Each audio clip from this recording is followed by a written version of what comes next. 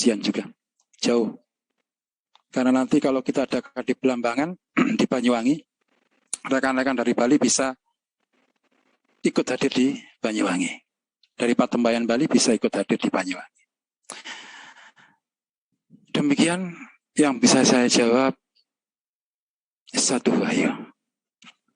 Matur nuwun Ki Ajar, Sarwahayu. Sarwahayu Ki Ajar. Ya, monggo silakan. Izin bertanya Ki Ajar. Terima kasih untuk udaranya. Dan saya pernah ada suatu keterangan bahwa beliau Prabu Brawijaya, apakah benar beliau menuju ke Lawu dan linggi di sana, kemudian bertapa lalu moksa di sana? Apakah itu bisa dikonfirmasi kebenarannya? Terima kasih Ki Ajar. Satu hurai. Satu Wahyu. Kalau merujuk dari catatan keraton Surakarta, Yogyakarta, dan intinya keraton Mataraman yang memang mendokumentasikan itu, sebenarnya yang ada di Gunung Lawu bukan Prabu Brawijaya Pamungkas, tetapi adalah Sunan Lawu atau Raden Gugur. Mungkin ada kesalahpahaman masa lalu untuk mengenal sosok seorang panutan tentu tidak semudah sekarang. Sekarang ada media internet, foto dengan mudah dibuat dan bisa disebar kemana-mana. Sehingga ketika jenengan melihat foto saya, walaupun belum pernah ketemu saya, suatu saat Anda ketemu di suatu tempat, pasti Anda tahu bahwa itu Ki Damar. Pada masa lalu belum ada hal seperti itu. Ketika Raden Gugur melarikan diri ke Ponorogo, kisahnya dulu ketika terjadi penyerangan dari Demak ke Trowulan, pasukan Ponorogo menyelamatkan Raden Gugur. Pasukan Wengker waktu itu menyelamatkan Raden Gugur karena Raden Gugur waktu itu masih berusia sekitar masih kecil katakanlah, belum 10 tahun. Dibawa ke Ponorogo, ke Wengker. Tetapi Raden Gugur tidak berkenan untuk memeluk agama Rasul. Karena Wengker ternyata juga sudah memeluk agama Rasul. Bathara Katong itu sudah memeluk agama Islam. Maka Raden Gugur dengan para pengikut dari Mojopahit yang tersisa yang masih beragama Siwa Buddha, dikisahkan bergerak ke Gunung Lawu yang letaknya tidak jauh dari Wengker, dari Ponorogo, untuk memutuskan melakukan Topo Broto Yoga Semedi di sana. Kebanyakan para pangeran Mojopahit yang tidak mau memeluk Islam memilih untuk bertapa menyepi di puncak-puncak gunung. Salah satu contohnya dengan Kebo Kenongo. Yang sepuh Kenongo atau Kanigoro, saya sering keliru itu. Kalau nggak salah Kebo yang sepuh Kebo Kenongo. Yang adiknya Kebo Kanigoro. Yang sepuh tidak mau memeluk Islam, akhirnya bertapa di Gunung Merapi sampai sekarang petilasannya masih ada. Kebo Kenongo. Terus yang adiknya Kebo Kanigoro mau memeluk Islam, akhirnya dikenal sebagai Ki Ageng Pengging. Raden Gugur juga demikian, tidak mau memeluk Islam, akhirnya bergerak ke Gunung Lawu. Nah, ketika bergerak ke Gunung Lawu, pastinya para penduduk sekitar tidak mengenali dengan baik siapa yang bergerak ke Gunung Lawu. Mungkin bahkan mereka bergerak diam-diam dan hanya terdengar selentingan di antara penduduk sekitar lereng Lawu. Bahwa ada rombongan dari Mojopahit naik ke atas Lawu, melakukan Topo Broto Yogosmedi di sana.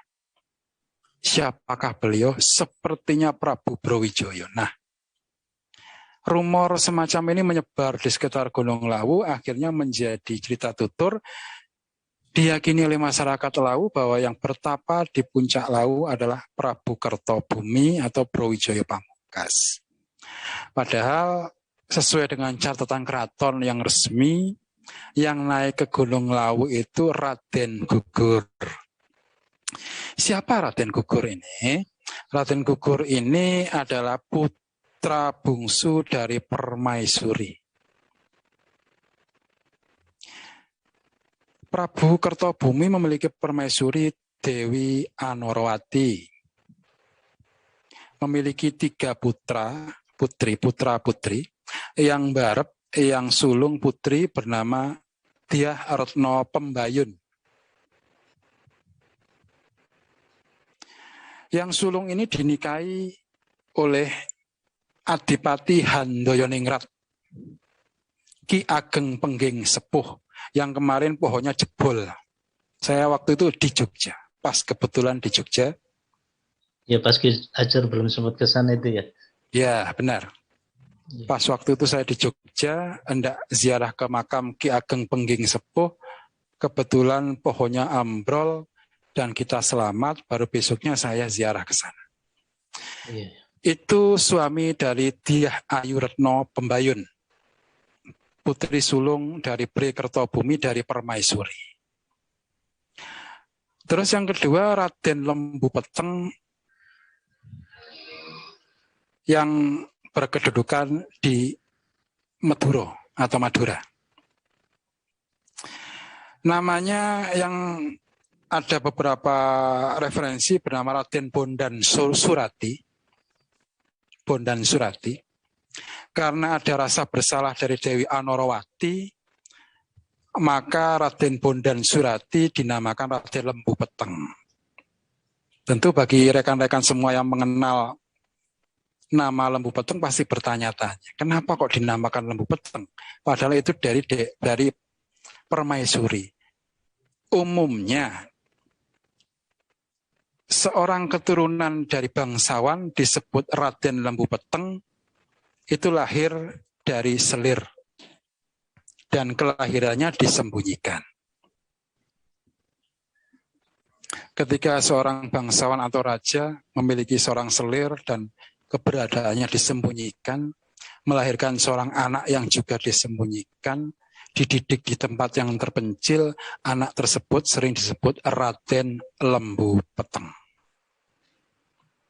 Atau keturunan dari raja dititipkan ke orang desa, tidak diketahui bahwa dia adalah keturunan raja, tetapi karena macan pasti akan memperanakkan macan, suatu saat dia muncul memimpin di tengah masyarakat. Orang seperti ini bisa disebut sebagai Lembu Peteng. Dan Raden Bondan Surati, putra kedua dari Prabu Brawijaya Pamungkas ini, dinamakan Lembu Peteng. Seharusnya tidak boleh. Kenapa demikian? Karena Dewi Anorowati menyesal. Dulu sempat memerintahkan membunuh Dewi Bondrit Cemoro, selir dari Prabu Kertobumi, berikut jabang bayi yang ada di kandungannya. Dewi Bondrit Cemoro atau Dewi Wandan Kuning. Ini selir dari Prabu Kertobumi.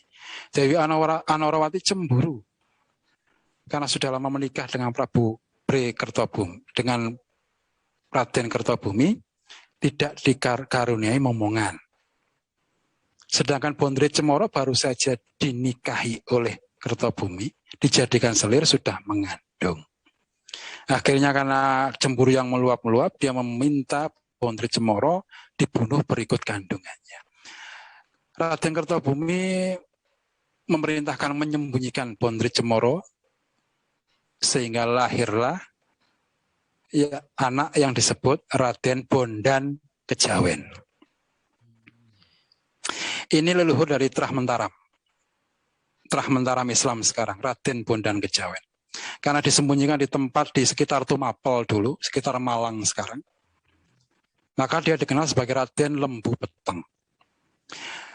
Lama-kelamaan keberadaan Raden Bondan Kejawen diketahui juga oleh Dewi Anorowati dan akhirnya hatinya sudah berbalik karena dia sudah hamil. Dan karena rasa menyesalnya, anak keduanya Raden Bondan Surati diberi nama Raden Lembu Peteng.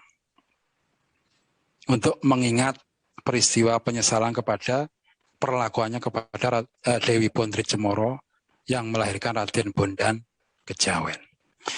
Dan yang ketiga, putra Blekertabumi dengan Dewi Anorowati yang ketiga adalah Raden Gugur, tokoh yang kita bicarakan sekarang. Ketika penyerangan Demak ke Mojopahit dikisahkan dari berbagai babat, sepakat Raden Gugur waktu itu usianya masih di bawah 10 tahun.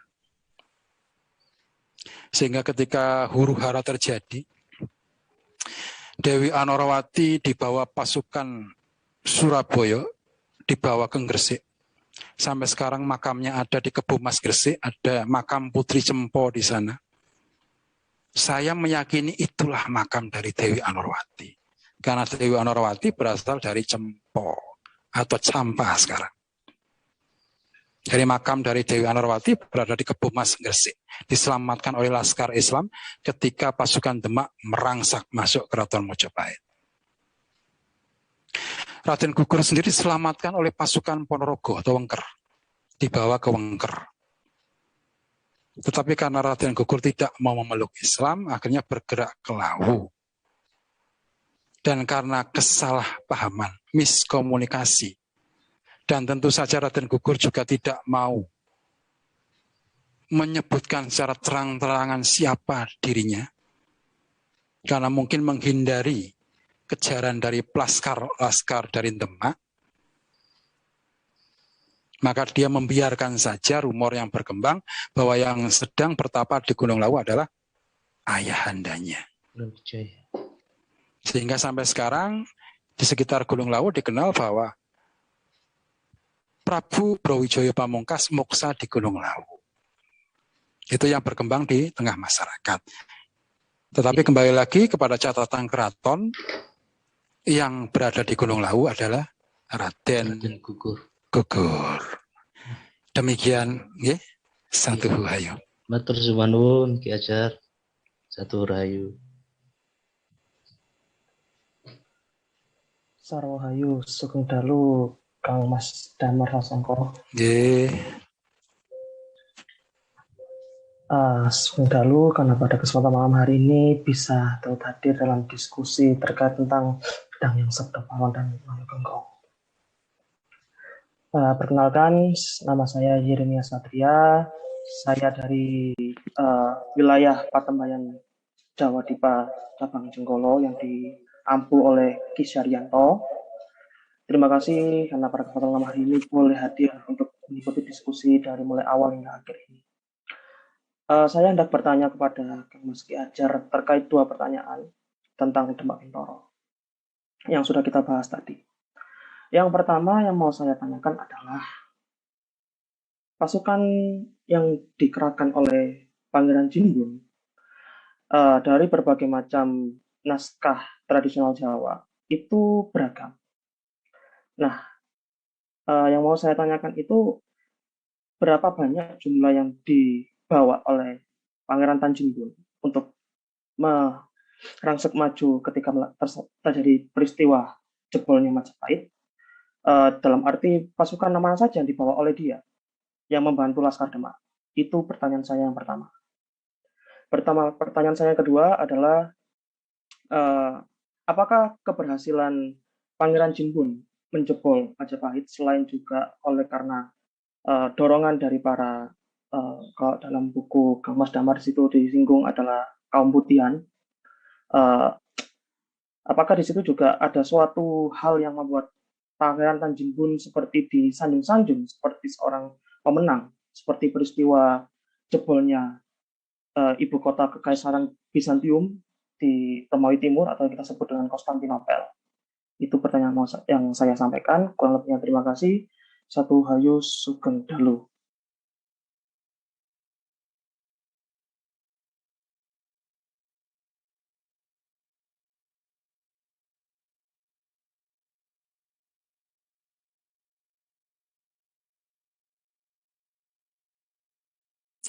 Satu Hayu, tadi suaranya kurang jelas guys, jadi saya diulangi oleh Yolanda. Nih Yolanda, sudah saya tangkap pertanyaannya. Kalau merujuk dari catatan tradisional, kita tidak menemukan jumlah pasukan yang dibawa oleh Demak menyerang Mojopahit. Tetapi ketika kita mendapat laporan dari Tom Pires menyatakan bahwa di Demak sendiri pada waktu itu sudah berdiam 10.000 orang. Tahun 15-12 Tom Pires datang ke Demak, dia mencatat bahwa di Demak sendiri sudah dihuni oleh 10.000 orang.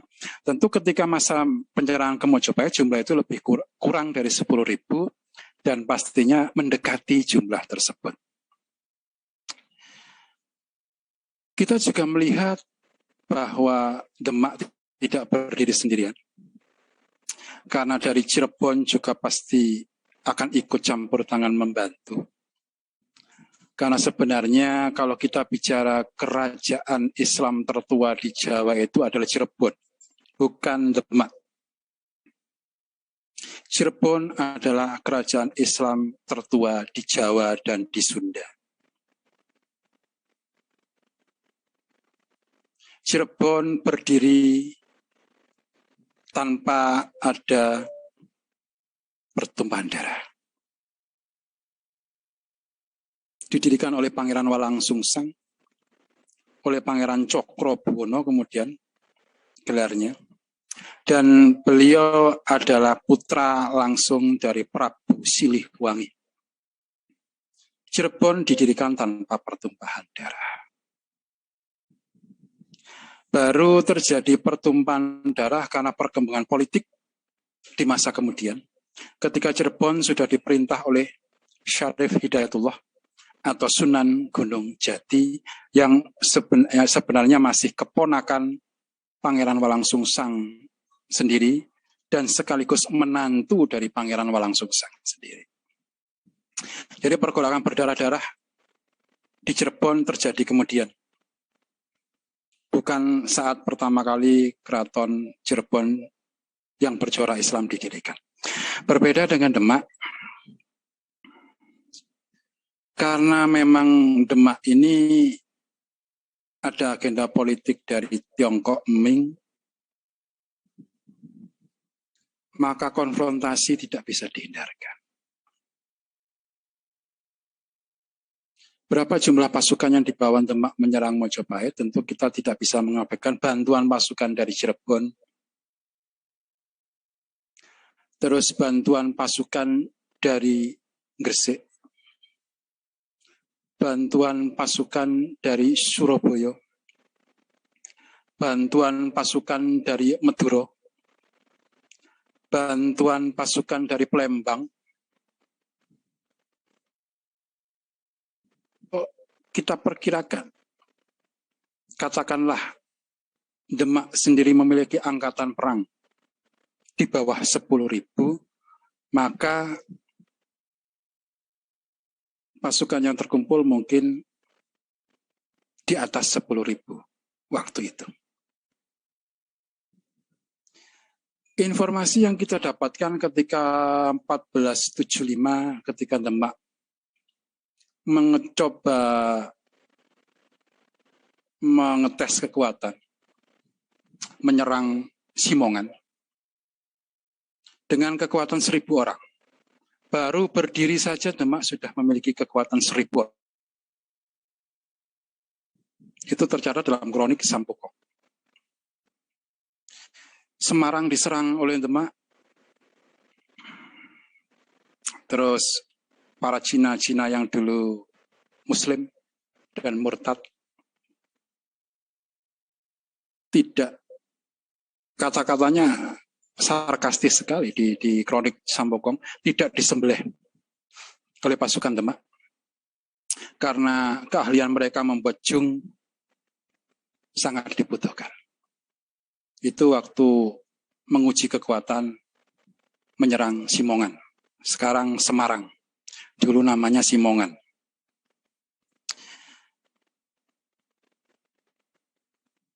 Jadi kalau diperkirakan laskar yang dibawa untuk menyerang Mojopahit di atas 10.000 orang.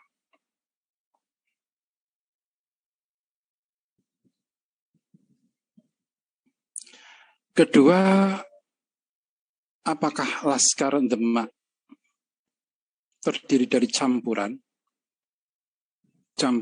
keyakinan? Sepertinya satu keyakinan. Karena Tompira sendiri juga menceritakan di Jawa itu terbelah dua.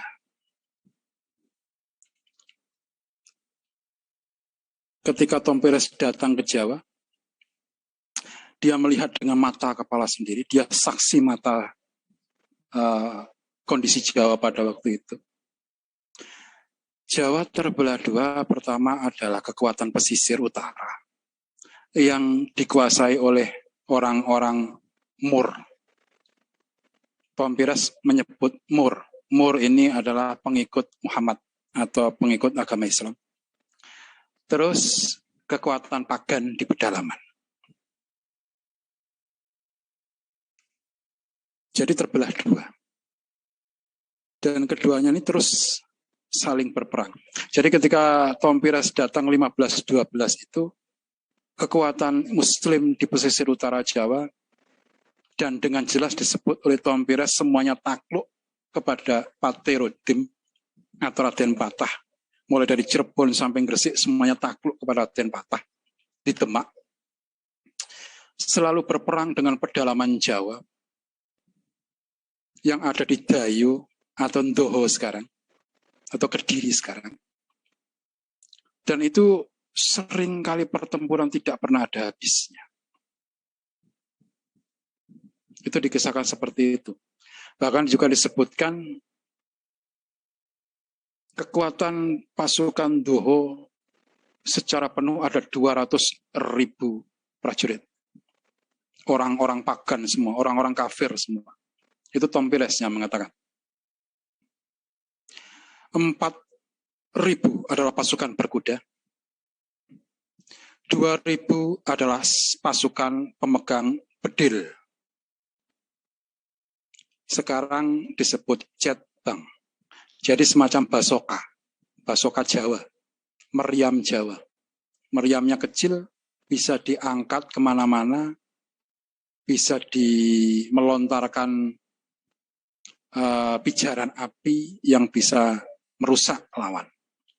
Itu disebut bedil atau jetbang. Itu ada 2.000 orang pemegang jetbang. Itu kekuatan Ndoho.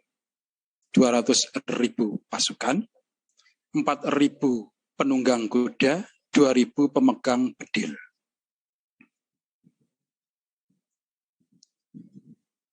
Secara pasti tidak disebutkan berapa kekuatan pasukan Demak, tapi bisa kita perkirakan di atas 10.000.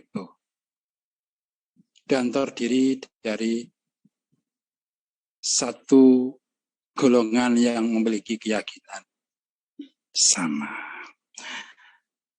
Demikian yang bisa saya jawab. Ya. Satu hayo. Ya, matur manuwun. Satu hayo sugeng dalu.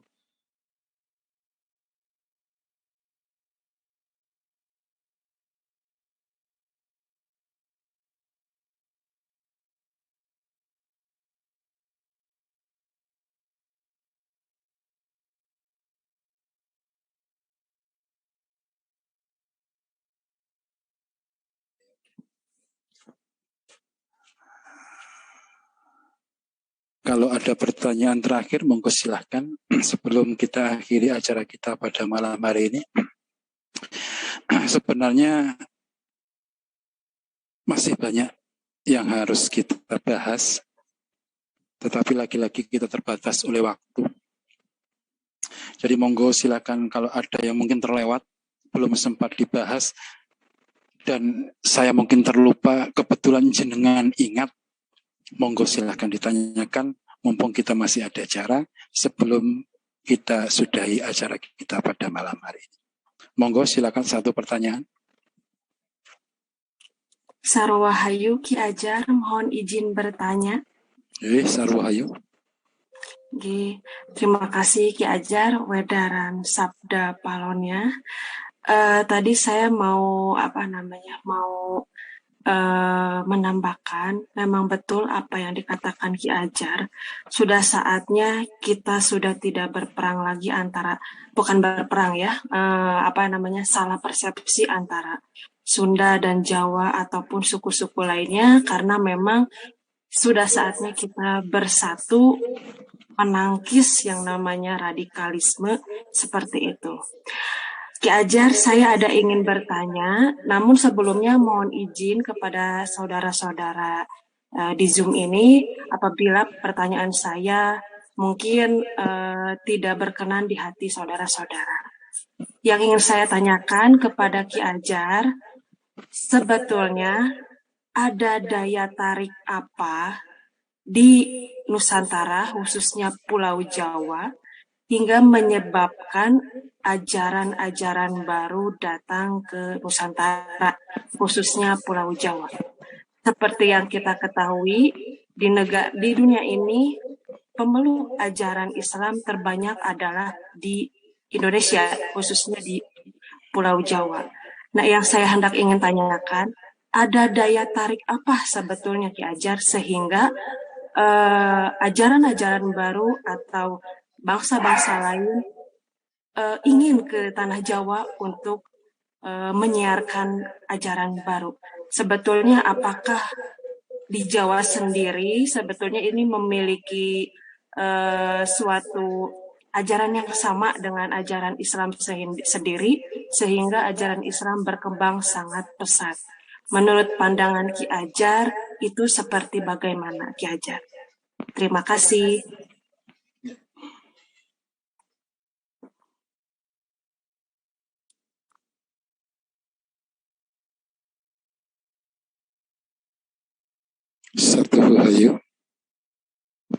Satu hayu.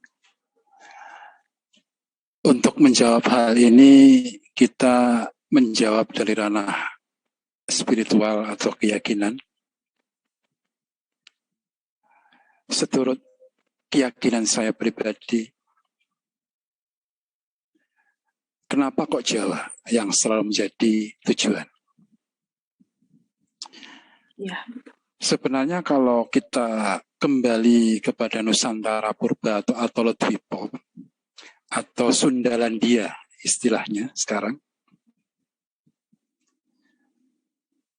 Nusantara ini ada dalam satu kesatuan daratan yang tidak terpisahkan. Jadi kalau kita merujuk kepada kesatuan daratan tersebut, maka pertanyaannya adalah kenapa kok datang ke Atolodwipo?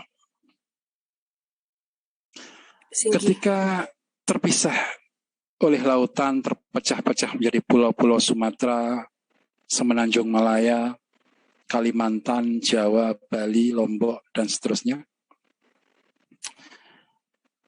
Kenapa tujuannya kok ke Jawa? Jawabannya adalah karena pusat dari Atolodwipo, pusat dari Atlantis Purba, itu ada di Jawa.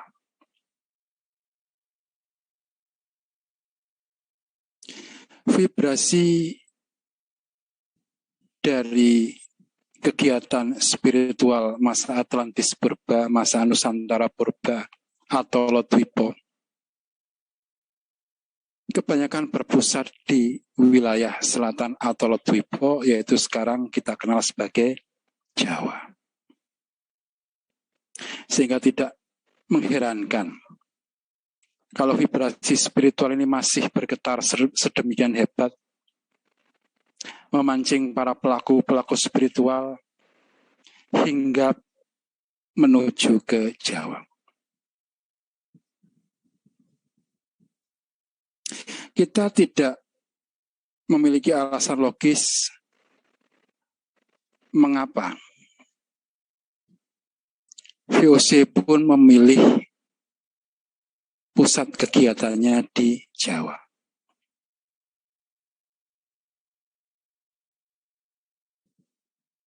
dan berhasil bercokol di Jawa, di Nusantara, selama hampir 300 tahun. Berbeda dengan Portugis yang mencoba bercokol di Malaka, ternyata tidak bisa bertahan lama. Mencoba bercokol di daerah Sulawesi, daerah mana saya lupa, juga tidak bertahan lama. VOC yang memilih Jawa sebagai pusat kegiatan mereka bertahan lama selama hampir 300 tahun.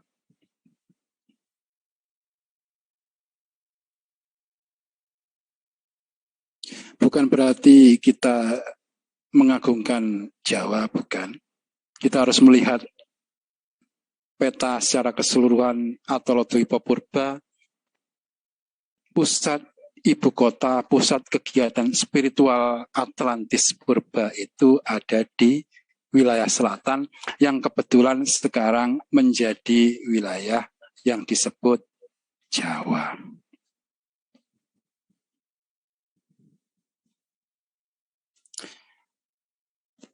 Terus mengapa Islam berkembang pesat di daerah Nusantara sampai sekarang menjadi populasi Muslim terbesar di dunia?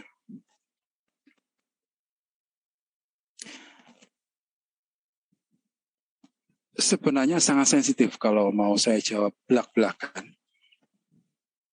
Tetapi secara sepintas selalu akan saya jawab. Sebenarnya sumber dari semua ajaran yang sekarang menyebar di seluruh dunia, termasuk ajaran dari Timur Tengah tersebut, asalnya dari Nusantara Purba. Sehingga tidak mengherankan ketika seluruh ajaran tersebut semuanya masuk ke Nusantara. Seperti magnet-magnet kecil yang tertarik oleh magnet besar. Ditarik oleh Nusantara, akhirnya masuk lagi ke Nusantara karena sebelahnya asalnya, sumbernya, dasarnya dari Nusantara. Ajaran Siwa, ajaran Wisnu, ajaran Buddha, ajaran Konghucu, ajaran Yahudi, ajaran Kristen, ajaran Bahai, ajaran Islam, ajaran apapun masuk semuanya ke Nusantara.